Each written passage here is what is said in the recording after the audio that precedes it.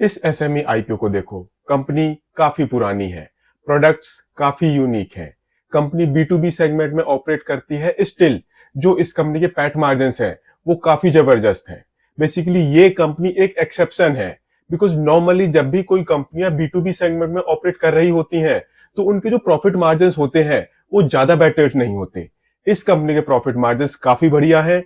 Reason है that जो इस कंपनी के प्रोडक्ट्स हैं उनमें काफी दम है, बट एक बहुत बड़ी प्रॉब्लम भी है। जानते हैं इस कंपनी के बारे में एंड इसके आने वाले आईपीओ के बारे में। कहीं मत जाइए, चैनल को सब्सक्राइब कर लीजिए। सबसे पहले जानते हैं इस कंपनी के बारे में। श्री अहिंसा नेचुरल्स लिमिटेड, ये कंपनी एक जयपुर बेस्ड कंपनी है। 1990 से इस बिजनेस में है। दैट मीन्स इस कंपनी को इस बिजनेस के अंदर काफी लंबा टाइम हो चुका है।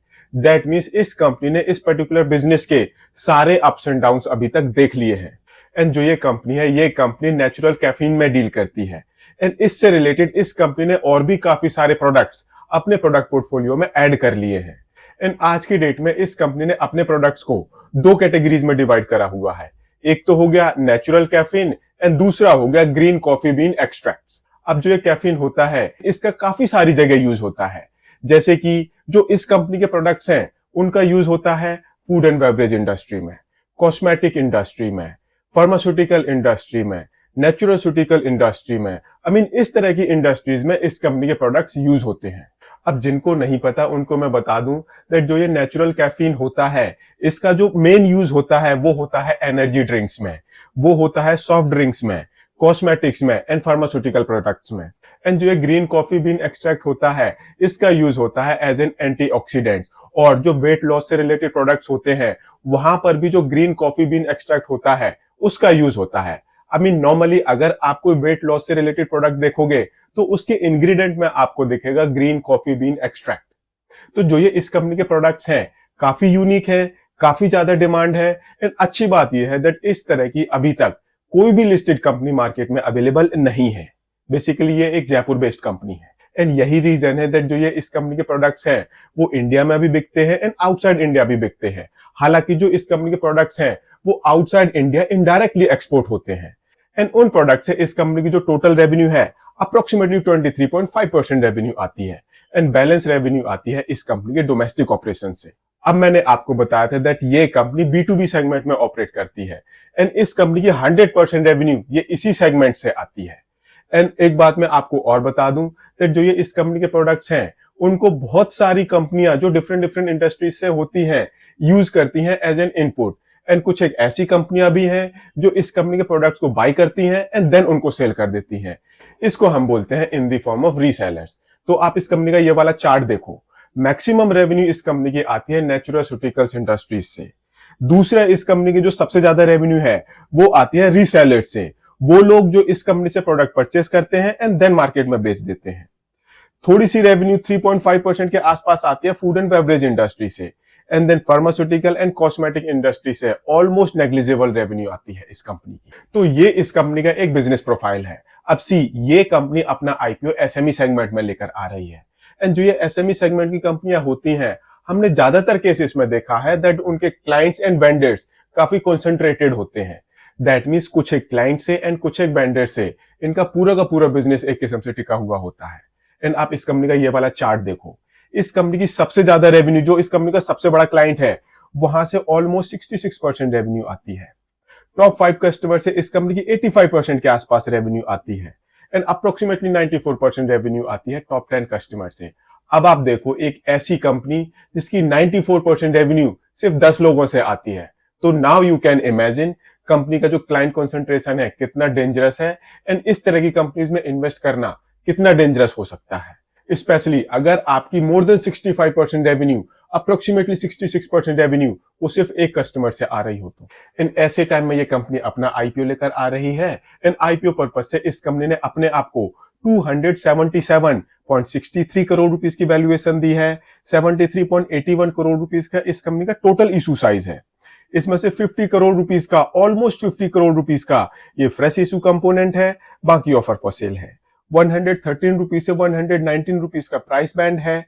1200 शेयर्स का लॉट साइज है। तो इस हिसाब से जो आपकी मिनिमम इन्वेस्टमेंट होगी ये होगी 1,42,800 रुपीज की।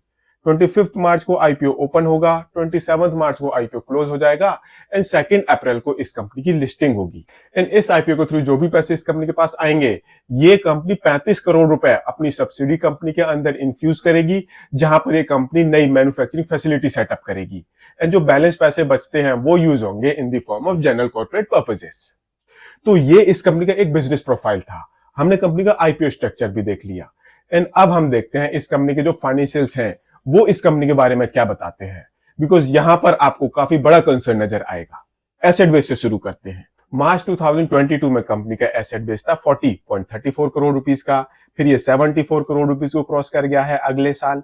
मार्च 2024 में ये 103 करोड़ रुपीस को क्रॉस कर गया है एंड इस साल के 6 महीने में ये 111 करोड़ रुपीस के आसपास है। रेवेन्यू देखो, मार्च 2022 में ऑलमोस्ट 59 करोड़, फिर ये 106 करोड़ रुपीस को क्रॉस कर गई है, जबरदस्त ग्रोथ। देन ये 78 करोड़ रुपीस के आसपास आ गई है, बहुत बड़ा डाउनफॉल। एंड इस साल के 6 महीने में कंपनी की जो रेवेन्यू है ये है 41 करोड़ रुपीस की। आप इसको डबल कर लो, आपको इस कंपनी की रेवेन्यू ग्रोथ पता चल जाएगी। दैट मींस जो इस कंपनी की रेवेन्यू में एक ट्रेंड लाइन है वो मिसिंग है। प्रॉफिटेबल कंपनी है, अच्छा प्रॉफिट मार्जिन है इस कंपनी का। 59 करोड़ रुपीस की रेवेन्यू में 11 करोड़ रुपए का प्रॉफिट। देन 106 करोड़ रुपए की रेवेन्यू में 38 करोड़ रुपीस का प्रॉफिट। 78 करोड़ रुपीस की रेवेन्यू में 19 करोड़ रुपीस के आसपास का प्रॉफिट। देन 41 करोड़ रुपीस की रेवेन्यू में ऑलमोस्ट 10 करोड़ रुपीस का प्रॉफिट। ये अच्छा है। ऐसे ही ये कंपनी अपने ऑपरेशन से पॉजिटिव कैश जनरेट कर रही है एंड करंट में इस कंपनी की बुक्स में 4.85 करोड़ रुपीस की बोरोइंग है, वो एक्सेप्टेबल लिमिट में है। एंड आप इस कंपनी के मार्जिन्स देखो, एबिटा मार्जिन्स मोर देन 35% के, पैट मार्जिन्स ऑलमोस्ट 24% के एंड इस कंपनी के रिटर्न ऑन कैपिटल एम्प्लॉयड ये मोर देन 25% की है। तो अगर हम इस कंपनी के मार्जिन्स को ब्रॉडर सेंस में देखते हैं तो ये हमको काफी कंसर्निंग पिक्चर दिखाता है, बिकॉज आप इस कंपनी की रेवेन्यू देखो, यहाँ पर एक ट्रेंड लाइन मिसिंग है एंड जो ये फ्लक्चुएशन हो रहा है इसको हम वाइल्ड फ्लक्चुएशन बोलेंगे, बिकॉज ये बहुत ज्यादा है। हाँ, कंपनी के मार्जिन्स ठीक ठाक है, बट प्रॉब्लम ये है कंपनी की रेवेन्यू में बहुत बड़ा फ्लक्चुएशन देखने को मिल रहा है एंड जो ये कंपनियां होती हैं इनकी बहुत सारी फिक्स्ड कॉस्ट होती है एंड यही रीजन है हमें इस कंपनी के पैट मार्जिन्स में भी काफी ज्यादा फ्लक्चुएशन देखने को मिल रहा है। हालांकि जो रिसेंट में पैट मार्जिन्स हैं वो काफी बढ़िया है। प्रॉब्लम क्या है? प्रॉब्लम है दैट जो इस कंपनी की रेवेन्यू है यहां पर हमको एक किस्म से ग्रोथ मिसिंग लग रही है, बट जो कंपनी के प्रोडक्ट्स हैं काफी बढ़िया है एंड यही रीजन है दैट ये कंपनी काफी अच्छे मार्जिन्स पर ऑपरेट कर रही है। बट अगेन एक अच्छी बात ये है दैट जो आज की डेट में स्टॉक मार्केट है, अगर आप पिछले कुछ एक ट्रेडिंग सेशन देखोगे तो ये मार्केट एक किस्म से धीरे धीरे पिकअप करने लग गई है। 31 मार्च आ रहा है तो आप एक मान के चलो 31 मार्च तक हमको अच्छी खासी रैली देखने को मिल सकती है, बिकॉज नॉर्मली जो ये बड़े बड़े इंस्टीट्यूशनल इन्वेस्टर्स होते हैं, जो ये म्यूचुअल फंड्स होते हैं, अगर किसी स्टॉक की 31 मार्च की वैल्यू बहुत कम है तो एक किस्म से आप मान के चलो वो जो 31 मार्च की वैल्यू है वो फाइनेंशियल ईयर क्लोज की वैल्यू है। ये जो वैल्यू होती है ये बहुत सारी जगह कैप्चर होती है एंड काफी सारे लोगों के डिसीजन मेकिंग को इम्पैक्ट करती है।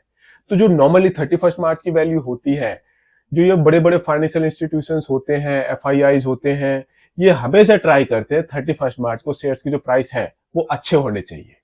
तो हम मान के चल सकते हैं टिल 31 मार्च इस कंपनी के लिए काफी अच्छा रहने वाला है। प्रॉब्लम ये है इस कंपनी की लिस्टिंग 31 मार्च के बाद होने वाली है, तो कहीं ऐसा तो नहीं सब्सक्रिप्शन जबरदस्त मिले बट जब लिस्टिंग की बारी आए तो ये कंपनी एक किस्म से टाइम फेस हो जाए। तो आपको थोड़ा सा वेट करना चाहिए। हाँ, जो कंपनी के प्रोडक्ट्स हैं वो बहुत बढ़िया है, हालांकि फाइनेंशियल सेंस में हमको वो पिक्चर इतनी बेटर नहीं लगती, बट स्टिल इस तरह की कंपनीज को आपको अपनी वॉच लिस्ट में जरूर रखना चाहिए। हाँ, पोर्टफोलियो में रखने के लिए आपको थोड़े से टाइम इस तरह की कंपनीज को ऑब्जर्व करना चाहिए। इस कंपनी को मैं अपनी पोर्टफोलियो में नहीं रखूंगा, वॉच लिस्ट में जरूर रखूंगा। मेरे डिसीजन के बेसिस पर आपका डिसीजन नहीं होना चाहिए। आप अपना डिसीजन थोड़ा सा सोच समझ कर लें एंड इन्वेस्टमेंट एडवाइजर से कंसल्ट करने के बाद लें। एंड अगर आपको ये वीडियो पसंद आया हो तो इसको लाइक शेयर जरूर करें एंड चैनल को सब्सक्राइब करें।